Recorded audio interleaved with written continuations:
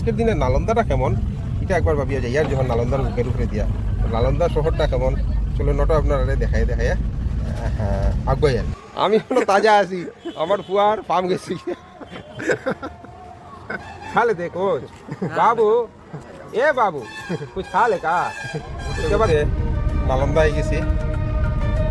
নালন্দা সম্পর্কে সবাই জানেন, প্রাচীন ভারতের একটা সবচেয়ে বিশ্বের মধ্যে প্রথম যেটা ইউনিভার্সিটি প্রাচীন ভারতে, সেই ইউনিভার্সিটি এই নালন্দাতেই ছিল, যেটা পরবর্তী কালে বখতিয়ার খিলজিয়ে এই বিশ্ববিদ্যালয়টা ধ্বংস করছে। नालंदा अभी गांव है या सिटी है भैया? हाँ टाउन है। तो আজকের দিনে নালন্দা টাউন কেমন ওটা আমি চাইবো আপনারা দেখাই। আর পুরা এই মুহূর্তে নালন্দা যেটা টাউন হয় সেই টাউনের মধ্যে আছি।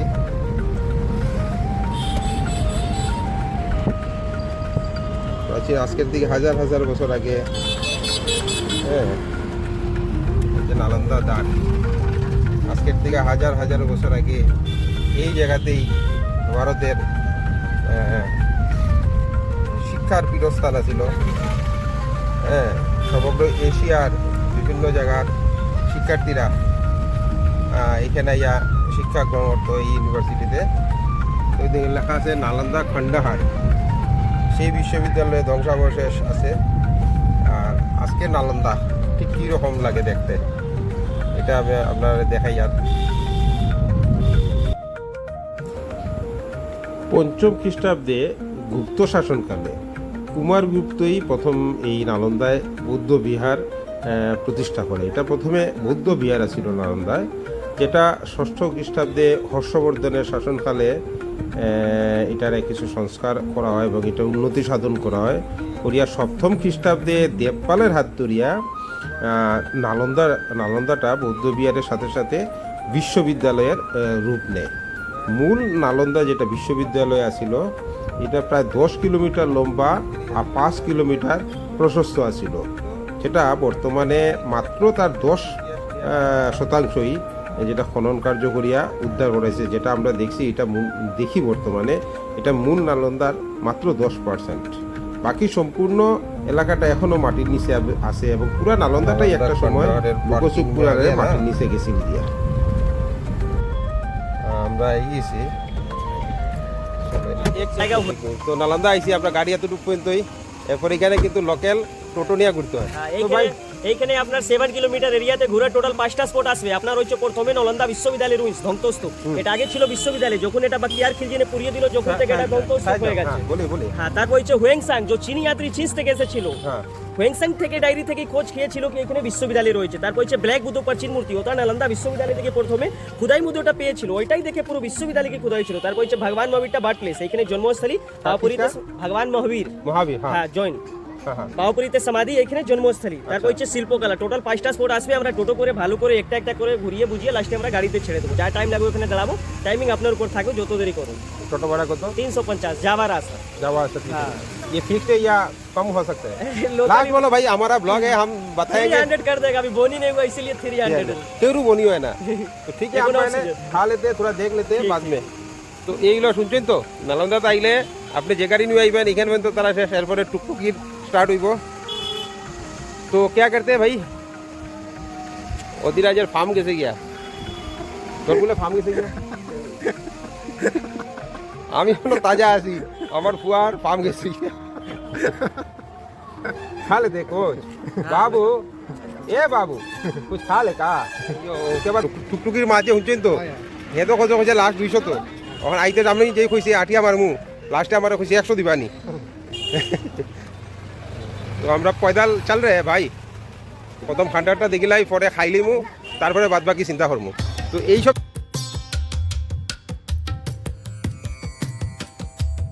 প্রাচীন ভারতের এই যে বিশ্ববিদ্যালয় নালন্দা, এটাতে প্রায় 10,000 ছাত্র পড়াশোনা করতো এবং 108টা বিভাগে এটাতে পড়াশোনা হইতো। 108টা ডিপার্টমেন্ট ছিল এই নালন্দাতে। মূলত সংস্কৃত আর পালি এই দুই ভাষাতেই এই নালন্দাতে পড়াশোনা করানো হইতো।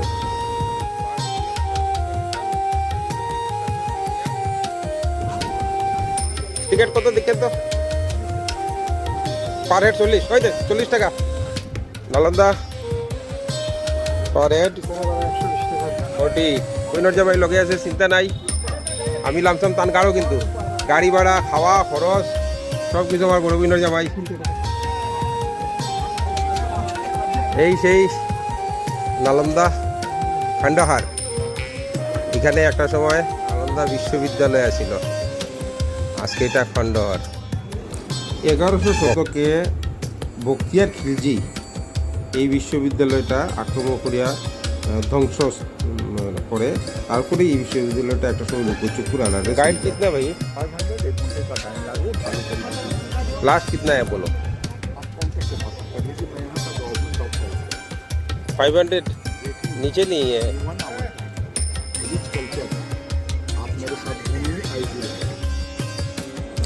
প্রাচীন ভারতের শুধু প্রাচীন ভারত নয় প্রাচীন পৃথিবীর একটা সেরা বিশ্ববিদ্যালয় ছিল এই নালন্দা তখনকার সময়ে এই নালন্দাতেই পদার্থবিদ্যা চিকিৎসাবিদ্যা গণিত দর্শন ধর্ম সঙ্গীত চিত্রকলা শরীরতন্ত্রর মতো বিভিন্ন বিভাগে আসিল এবং এইসব বিভাগেই পড়াশোনা করা নিয়মিত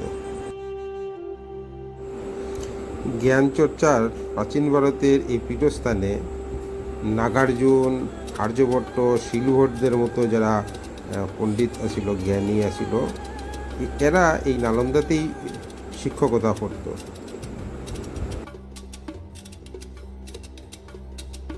ওই যে সারি সারি একদম ওই মাথার দিকে ওই যে সারি সারি দেখরা এটাতে ক্লাসরুম হইতো ক্লাসরুম এক একটা ডিপার্টমেন্টের ক্লাসরুম এই সাইডে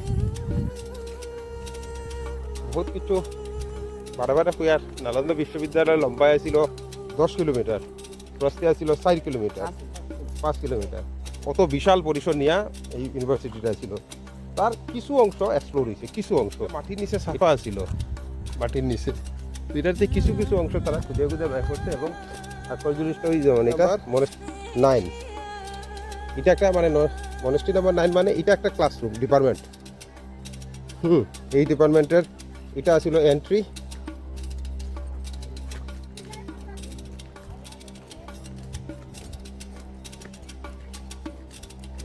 এইখানে ক্লাস হইতো আর ওই যে ছোটো ছোটো কুটা দেখা ওইখানে ছাত্ররা থাকতো আর এই জায়গাতে ক্লাস হইতো এটা হয়তো হল করে যে পিলার দেখা এটা মানে মেবি উপরে সাদা ছিল আর হয়তো এই যে উপরে এই যে উষা অংশটা দেখা এখান থেকে ক্লাস নেওয়া হইতো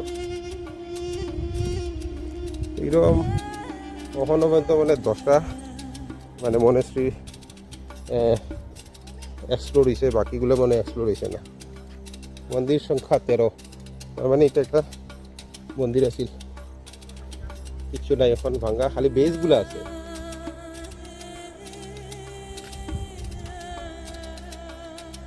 এটা একটু সমাধি হইব তো উপরে এমনি আপাতত টিন দিয়ে রাখছে একটু সমাধি হইব 10টা মনেস্ট্রি আবিষ্কার হয়েছে না 11টা আচ্ছা 8 নম্বর মনেস্ট্রিটা ঢুকতে দেখেছেন মানে এটা ক্লাসরুম সুজামাত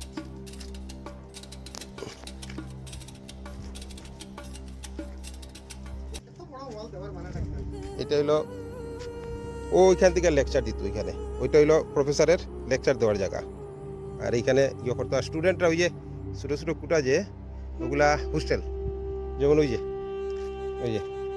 এটা একটা হোস্টেল ছাত্ররা এইখানে থাকতো এই হোস্টেলে থাকতো এটা একটা ঘর আসছিল ছাত্ররা হোস্টেল ওদিকে আবার ইন্টারকানেক্টেড আরেকটা ইউ আছিল হোস্টেল ইন্টারকানেক্টেড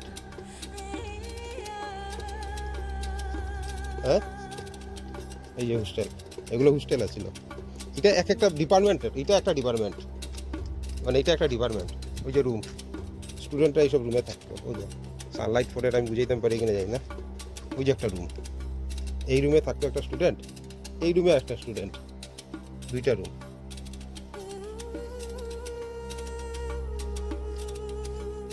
হাজার বছর আগের ইট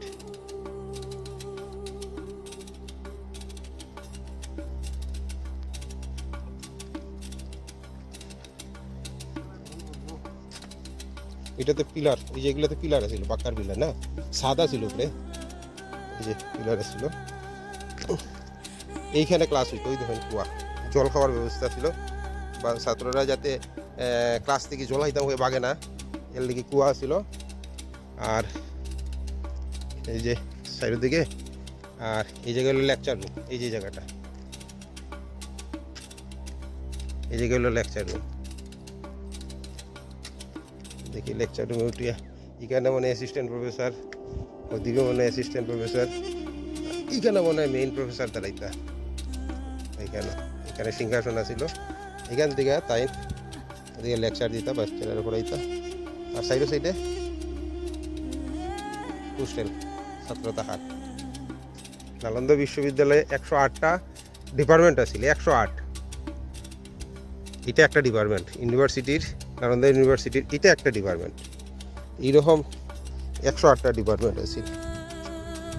এটা কোন ডিপার্টমেন্ট আছিল জানি না, একটা খালি মেডিসিন দেখাইছে।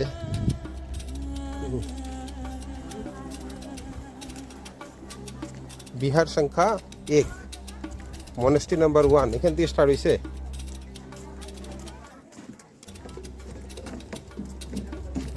First floor, second floor.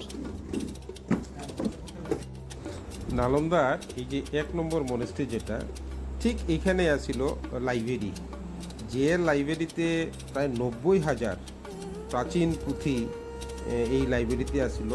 লাইব্রেরিতে 3টা পার্ট আছিল, 3 পার্টে এই প্রাচীন ভারতের অমূল্য কিছু নথি যেগুলা, এই পুঁথিগুলা আসিল, যেটা বখতিয়ার খিলজি নালন্দা আক্রমণ করার পরে এই পুরা লাইব্রেরিটা ধ্বংস করে এবং জ্বালাই দেয়।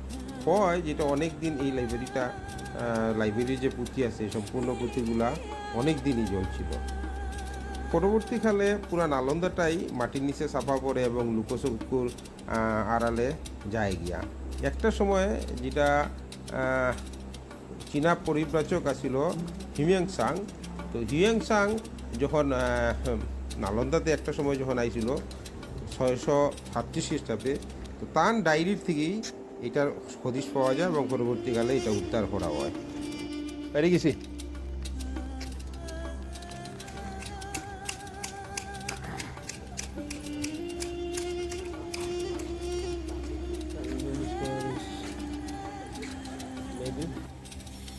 बंद है क्या? क्या टाइम के लिए बंद है या परमानेंट बंद है या आज के डेट पे बंद है? हाँ, अच्छा अच्छा।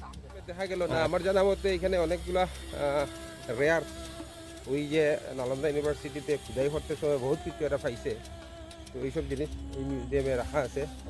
কিন্তু যেহেতু মিউজিয়ামে এখন কাজ চলে, এলিগা মিউজিয়ামটা বন্ধ।